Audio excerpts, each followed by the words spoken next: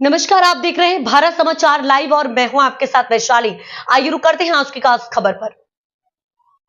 Baksara marketing yard और farmers various working cooperative society के अधिकारी आमने सामने। यार्ड में जगह की कमी के कारण चना और तुअर न खरीदने के लिए बक्सरा एपीएमसी को लेटर भेजा गया। राज्य सरकार द्वारा सपोर्ट प्राइस पर मूंगफली खरीदने के बाद अब तुअर और चने की खरीद शुरू हो गई है। बक्सरा शहर में farmers various working service cooperative society द्वारा तुअर की खरीद लगभग पूरी होने वाली है। मार्केटिंग यार्ड में जगह की कमी के कारण farmers various working service cooperative society को यार्ड में खरीद न करने के लिए कहा गया। Farmers various working service cooperative society को यार्ड में खरीद न करने के लिए कहने पर यहाँ नाराजगी देखी गई। बक्सरा मार्केटिंग यार्ड के सेक्रेटरी चेयरमैन कांतिभाई वेकारिया ने एपीएमसी डायरेक्टर्स के साथ मीटिंग बुलाई।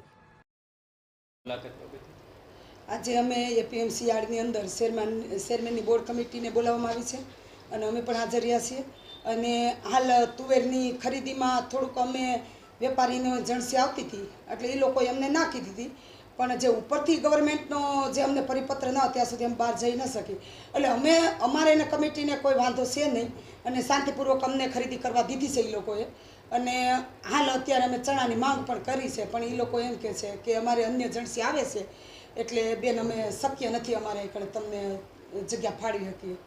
ખાસ કરીને તમારા દ્વારા એવો પણ આક્ષેપ કરવામાં માર્કેટ યાર્ડના સત્તાધીશો દ્વારા અમને હેરાન કરવામાં આ બાબતે શું કહેશો?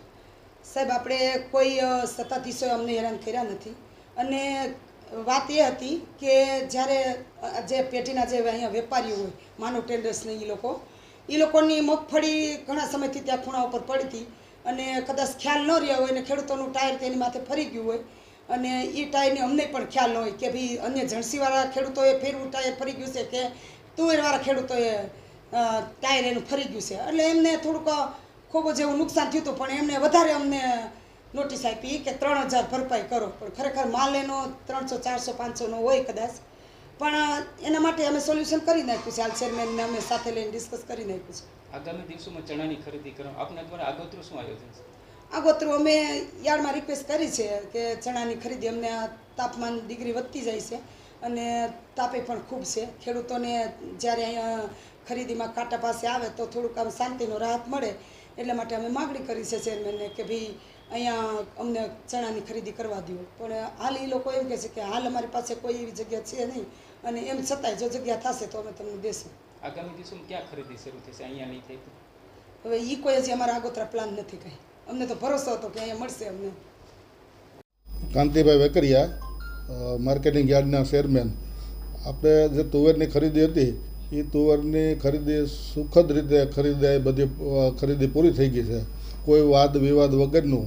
અને ભાવનાબેન અત્યારે આવેલા છે શેણાની ખરીદી કરવા માટે, પણ અમારે એપીએમસીમાં અન્ય જણસીની બહુ આવક ફૂલ હોય એના હિસાબે અમે ખરીદીની અત્યારે એ લોકોને ના કહીએ છીએ અને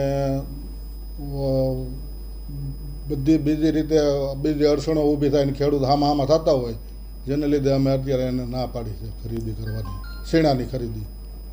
કોઈ કાંઈ અમે એને કોઈને હેરાન કર્યા જ નથી અને એને જે માલને નુકસાન થયું હતું ટ્રેક્ટરોના હિસાબે એ નોટિસની ભરપાઈ કરવા માટે અમે નોટિસ આપી હતી। એ 3000ની વેપારીને નુકસાન થઈ હતી એ તે 3000 રૂપિયાની અમે એને નોટિસ આપેલી છે। આગામી દિવસોમાં ચણાની પણ ખરીદી કરવા માટે એ લોકોએ માંગ કરી છે। શેણાની ખરીદી કોઈ પણ હિસાબે બજાર સમિતિમાં શક્ય જ નથી, કારણ કે અન્ય જણસીની બધી એટલી બધી આવક હોય અને બધા ખેડૂત હામાં થતા હોય એના હિસાબે કોઈ શક્યતાઓ છે જ નહીં।